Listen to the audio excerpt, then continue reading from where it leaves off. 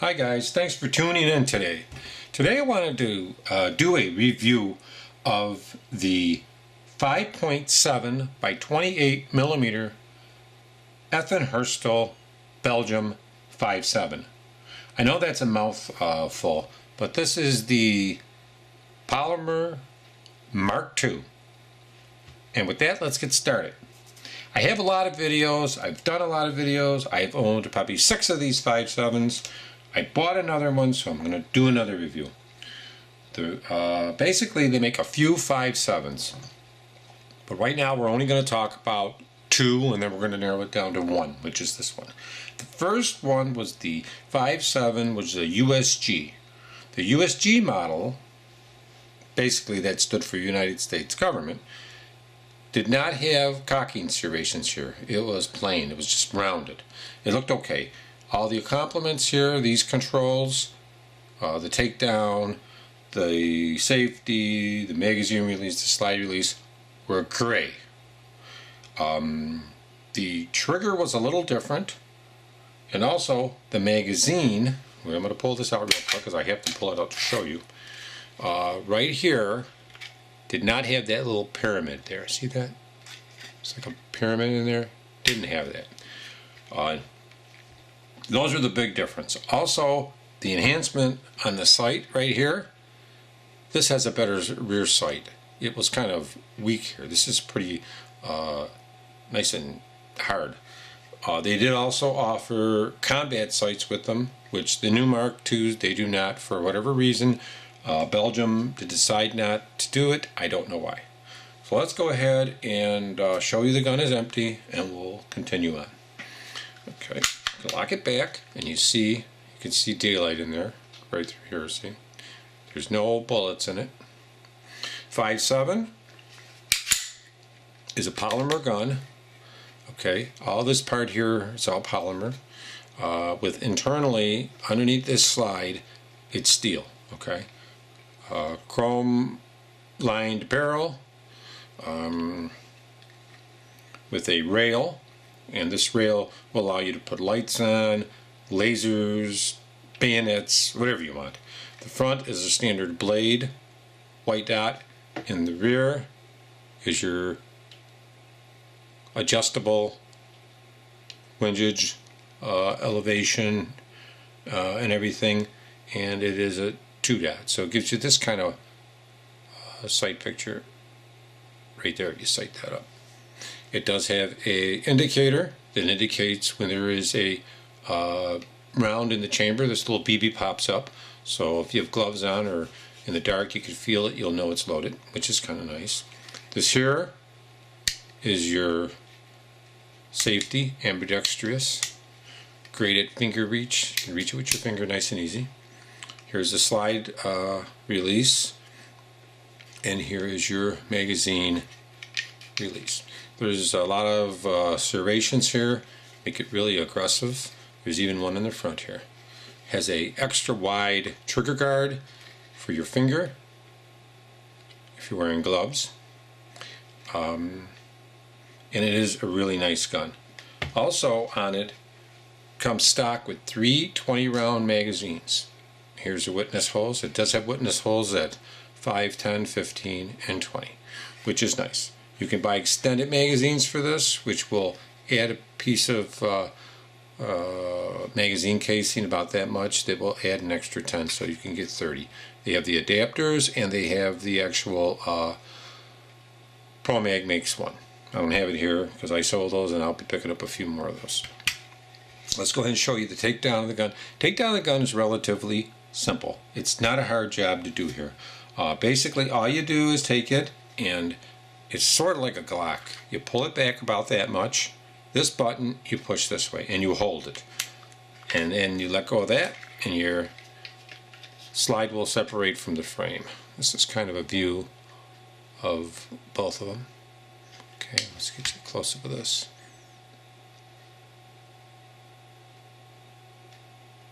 Okay. Okay, that's a close-up of that. And here's a close-up of the slide with everything together. Okay, so taking the barrel out is very easy. You push forward and just lift out. You will pull the barrel out. Here it is. It has a captive spring clip in here that holds the spring in. You can change that if you wanted to.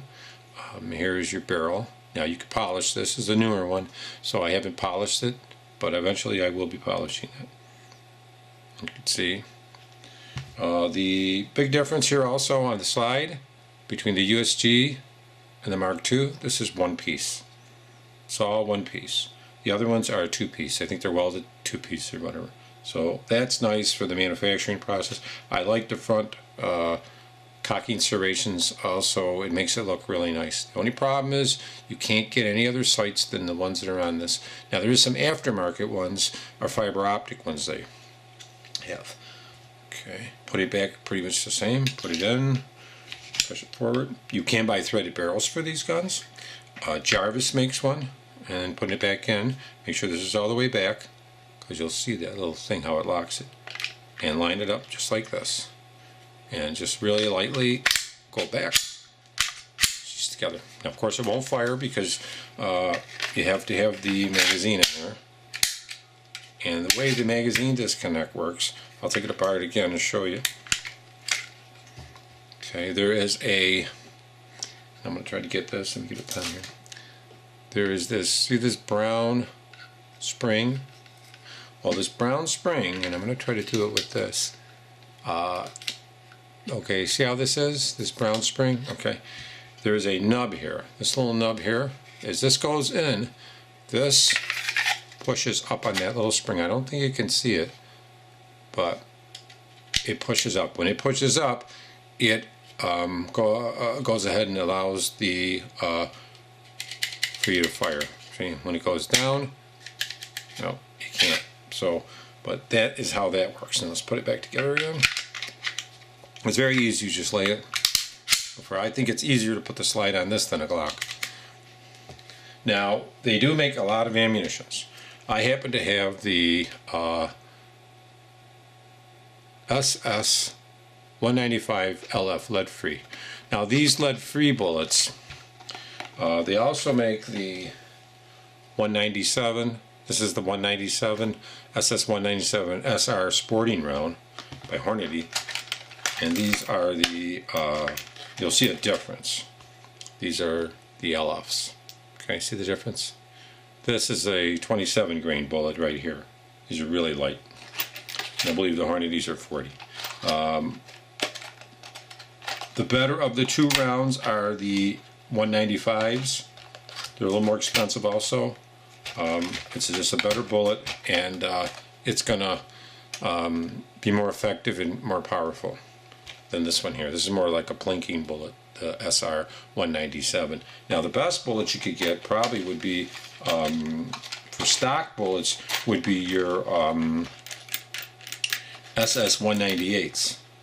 The SS 198s are FN ammunition, and those are a lot better. They're a lot hotter than either of these. Now there's also Elite Ammunition, makes some nice bullets. R&R Weapons is a relatively new guy on the block that has some really nice bullets for the gun, and they're very effective, and they have a very good stock.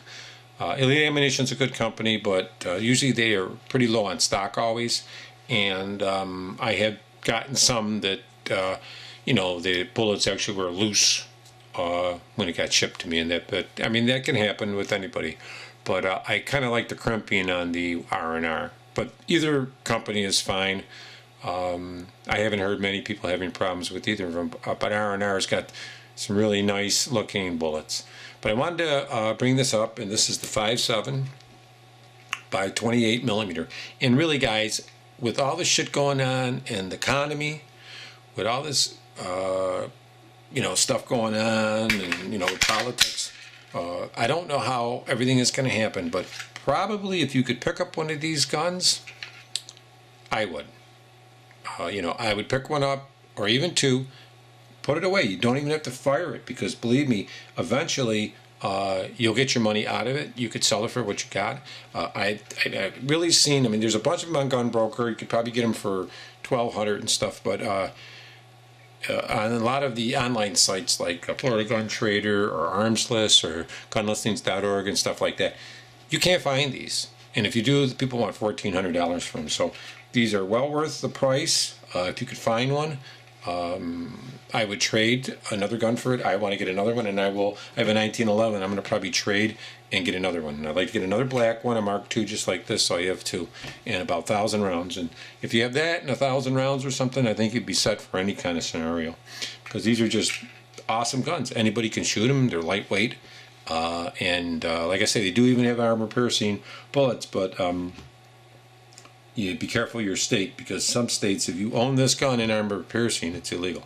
Some states you can own the rifle in armor piercing. I don't know why they do that, but check with your state laws first. But these are just great guns, and I kind of like it without the threaded barrel myself. Threaded barrel's okay, but you know, it just makes it stick out too much.